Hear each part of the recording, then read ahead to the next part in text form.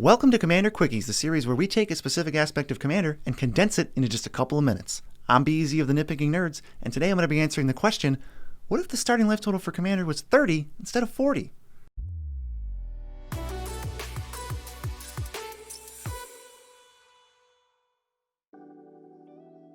Shifting the starting life total from 40 to 30 gives players 25% less life to work with. But what would this change actually accomplish? Since life is a resource, this would reduce the total number of resources for each player to access during a game. There is an archetype that the Commander format has mostly invalidated due to an imbalance of resources, and that's aggro. Aggro players have to deal 120 damage if they want to win, which is asking quite a lot, especially when most other decks will win with an explosive turn or combo that will just KO everyone else at any life total.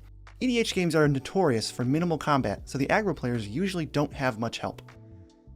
But when the damage they must deal is changed from 120 to 90, suddenly winning with attackers becomes a bit more doable.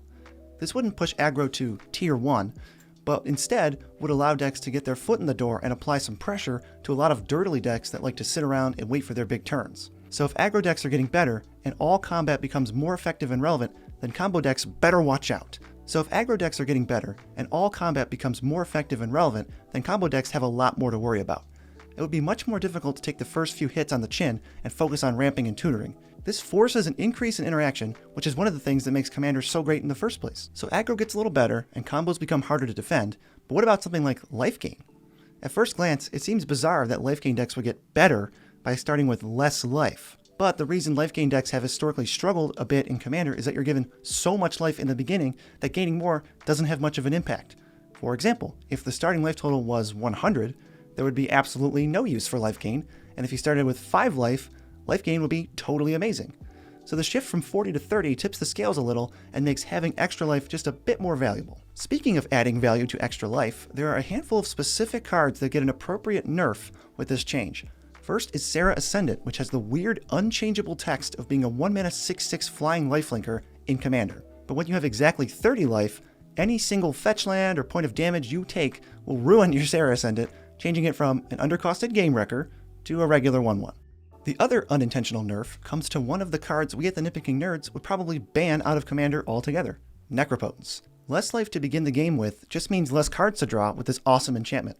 If you pay 10 life, going down to 20 instead of 30, you're only a decent attack step and a hasty surprise away from death. Reducing the amount of auto-include staples like these, along with buffing aggro and life gain, will also increase the overall diversity of the format without pushing any decks out of it. This last point might be the best case to be made for reducing the Commander life total to 30. Game speed will increase slightly, leading to more games being played overall.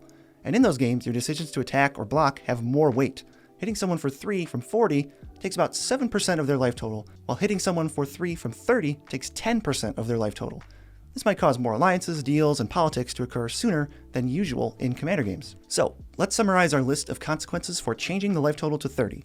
There's an increased weight on combat, a slight boost for aggro decks, life gain becomes more important than before, combo decks are put under more pressure and have less time to dirtle, several awkwardly powerful cards receive nerfs without needing to be banned or errated, and games get sped up a bit, resulting in more games played. This seems like a positive change to us, but we want to know what you think too.